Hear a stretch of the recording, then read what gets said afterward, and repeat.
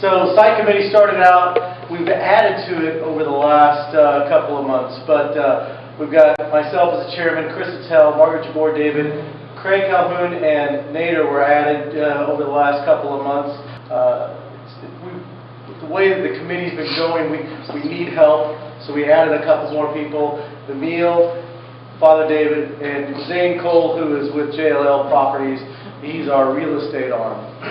So that is our committee. We've been at it for almost a year now, or right about a year. So go ahead. We got the committee together. Our original partners, which was Zane, but he was with Aquila at the time, now he switched to JLL. We started out with 32 properties, and this is actually our center of gravity. And we took this center of gravity to figure out where we wanted to start looking to grow the church. With 70% of the parishioners looking north, most of the promising locations, cost effectiveness, would be west of 35, east of Mopac, north of 2222, and south of 620. Every blue star is one of our families, right? Yes, every blue star here is. Some of those, there are two blue stars almost right on top of each other, so you don't see them. Right. And I live right, that's me. Joe, where is the red spot? So that is going to be over near the Domain area. Whole Foods. Whole Foods, right where the Whole Foods is the Domain. That's our center of gravity. And this map shows only the families that are north of the river. South of the river, there's another 30%, roughly? 35%. Yeah. So there's a lot of more growth that we really can't accommodate with this particular site search. Not yet. We started out with the criteria of our must-haves. We had a series of town hall meetings to decide what we wanted as a parish. And so we took that. So meets immediate needs, size and traits of the lot sufficient to support the immediate development project, about 3 buildable acres, and that's what the structure would need to be on. Meets future needs, size and traits sufficient for probable future growth, another 2 acres to expand, to add things.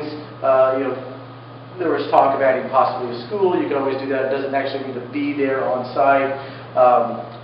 Sunday schools, which we need space for Sunday school. That is the future of the church. Proximity to the center of gravity, which we just looked at. Parishioners members north of the Colorado River and the population we are intending to serve. Good to have criteria. So this was like a second tier. And from the must-have. Affordability, the total cost of land, make ready to work within a reasonable budget. Probable appeal of the property for the generating donations and or church growth. Accessibility, ease of access via recognized transportation portals. Growth area, type and rate of the population growth expected for the area of the property. So, second tier of things that we needed, that we wanted to have moving forward, and that which determined where we would look for a site.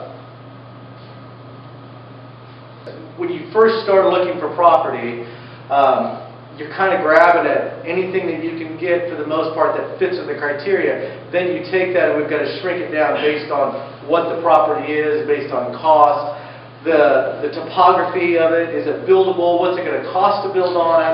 What's the topography look like? If it's really sloped, is it going to be more expensive? So we started out with 32 properties. Properties close to parish center of gravity proved expensive because of the land prices in that area where our center of gravity is. We had to move because it just wasn't affordable for us. Does that make sense? So it's one of those things where you start shifting and moving slightly this way to find better priced property that's more cost effective for us and as we grow. Just for reference, the blue lines represent the toll roads. So you see the horizontal blue line is, that's 45, and right there is Loop 1. We couldn't find very much in this territory, but we did find a couple properties that we ended up recommending to the parish council. Incidentally, the way that we operated, the site selection committee was a creature of the parish council, reporting to the parish council, and so we would make recommendations for action by the parish council. You want to go through the matrix or no? No, we don't need to go through the matrix. It was terribly complex, and it required a lot of time. We had the whole committee caravanning around in cars to the top sites, and there were a couple that really stood out, and that was demonstrated by the matrix as we began doing the evaluations. So we were able to fairly quickly move towards one site that we did recommend.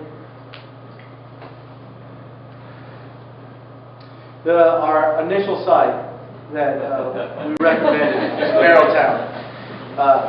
We still have dreams about this site, and we literally do. I mean, it's not out of there. I mean, it's really not out yet. If anybody's familiar with that Merrill Town property.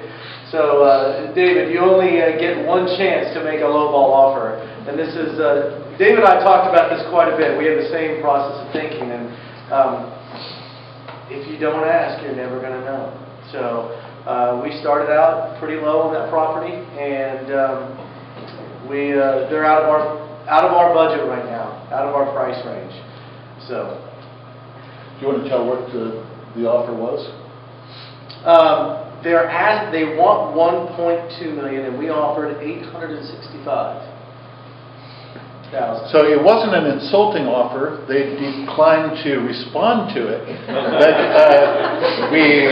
we're still in the ballpark, and as Joe mentioned, we have hopes that with the right set of circumstances, that is still a live property. Has anybody been by to see this property? Show of hands. Okay. So if you're not familiar with this property, it's on the toll road. Does everybody know where Merrill Town is? On the Mopac. So it's on the flyover. Do you know where the big shoreline church is? Christopher calls it Fort God. Across from there. So it's got a nice hill where we would put a church as you fly down the toll road. The second piece of property that we put an offer on, it was a church before. Church property is located on McNeil Road, approximately 1 mile west of 35. Constructed in 2006. No, About 96, 97. 96. Oh, okay, yeah, that's Their It was brochure. bought in 2006. Yeah. bought in 2006. 2006, Yeah. So it was constructed in 94. Thank you for catching that.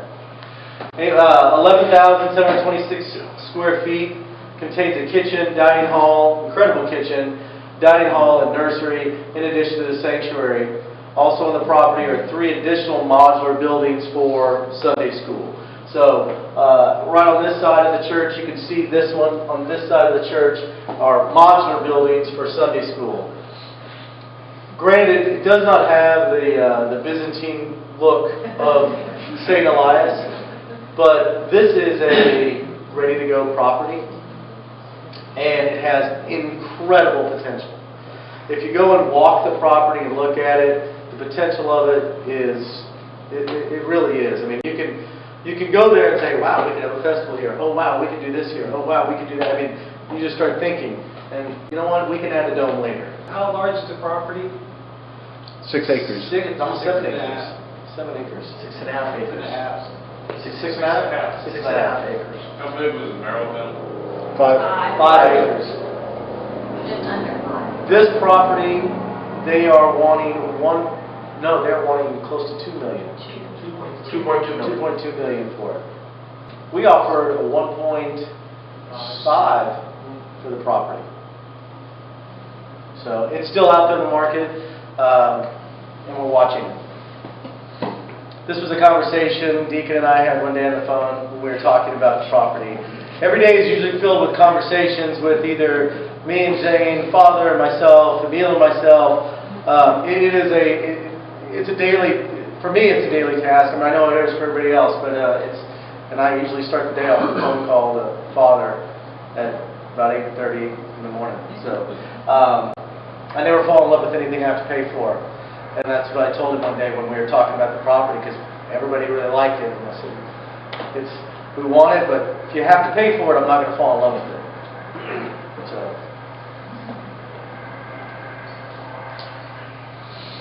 Remaining sites. You want to talk to these? Because you were, Sure. I missed one of the meetings. Well, I was on the call, but I couldn't hear everything. So, I'll run this. We had a meeting last Wednesday where we took a list that had started out at 45, and 2 weeks previously we had narrowed it down to about 25, and after the meeting on Wednesday, we were down to 11 properties that we're still looking at, including that Merrill Town property and the McNeil Church. You can see that the ones we're looking at include some that are over in the Pflugerville area or in South Round Rock. There are two that are still on the list that are way to the north of Round Rock. That looks like it's way too far north, but when we look at it, the time to get there, going north on 35, is about the same as it would be for most people who are coming from across town to get over to Pflugerville. So we're still trying to be conscious of the center of gravity of the church, but we have had to look further and further to the north and a little bit further to the east to locate suitable properties. Now, I firmly believe that the right property is still out there. We maybe haven't found it yet, and we're having to continue to look. We have 11 now, including 2 prospects that we've made offers on. We don't know what's going through the sellers' minds right now. Perhaps they're starting to get a little hungry because neither of those properties has sold, and the offers that we put out there that was 3, 4, maybe even 5 months ago. So we've kind of put out a couple of discrete feelers to find out what those sellers might be thinking and whether they would welcome a slightly higher offer than what we've made. Our limitation is the budget. I'm sure you all know that the Capital Campaign Committee has been busy trying to figure out what we can afford. And our initial assumption was that we could probably afford maybe even $2.5 million. The initial studies showed that maybe that's a little optimistic. I think after you've listened to Bob, you understand the urgency of what we're talking about. We're going to have to learn to give sacrificially in order to support this, not just for ourselves to have a nice place. We all want that, but we also want to build something for the future of our church and to expand orthodoxy throughout Central Texas, according to the numbers that Bob has given us, and the tradition that we've received from the founding families of this church. That's something we absolutely have to gear up to do. Of the 11 properties that are still on the list, maybe one of those will be the property that we end up deciding on. Maybe not. I think God has in mind the perfect property for us. We have to keep looking. And Father David has told the story already of what's been going on in Waco. There's a developer up in Waco that found a gorgeous property for the church that Father David helped get started up in Waco just a year ago. And the developer told me, God provides all the bird seed in the world, but the birds have to keep going out there to look for it. And that's where we are right now. We have to go out there and find the perfect property and then put together the resources to be able to build that for our community. So, you want to... No, go ahead. To add to what he's saying, when taking into consideration the site, we would really like to get property with a structure on it. I'm speaking for myself, actually, but I think for everybody in the committee. If we buy a piece of property, we're looking at another 2.5 years down the road for another raise, maybe longer, 3 years, to build the church. So now we're 3-4 years plus down the road before we even get to move in. So ideally, yes, we'd like to have a piece of property that's got a structure on it. Right now, we've only got one. So just thinking of that, moving forward so everybody understands, we would like something, I would be ready to go. So like Mill Road property is the only one that has structure? All Yes. those others is raw land? Everything else is raw land. Our real estate agent is now putting out feelers to some of the other denominations in this area to find out specifically if they may have churches to sell. It's surprising the prices that Austin real estate is already commanding. But as David Jabour pointed out the other day, the price that was given for the Technopolis or the Merrill Town property is actually looking kind of good now compared to the prices that we're seeing on properties that are further north. We're in this is the hotbed of the United States for property. I mean, you get I get real estate updates and analyst updates every week and every day, and we're sitting in some of the most expensive property in the United States. Just to summarize, we had 2 slides here. I don't think we need to go through it. The committee has been working very hard over the last year. Unfortunately, we don't have anything to show for it. If you're considering show for it being a place for us to expand to. What we do have, though, is a committee that's working really hard, a process that seems to work pretty well for being able to filter out and find good prospective sites. And I think going forward, the commitment to get this job done. Our goal is to, by June, have something that is going to work for this parish going forward for a campus to the north.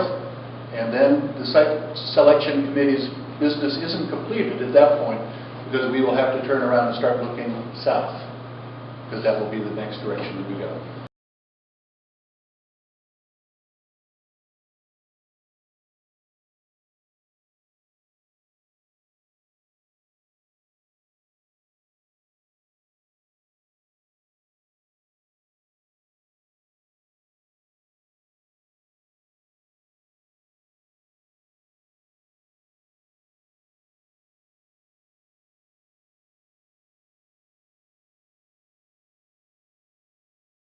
There it is. Suitable property under contract by June.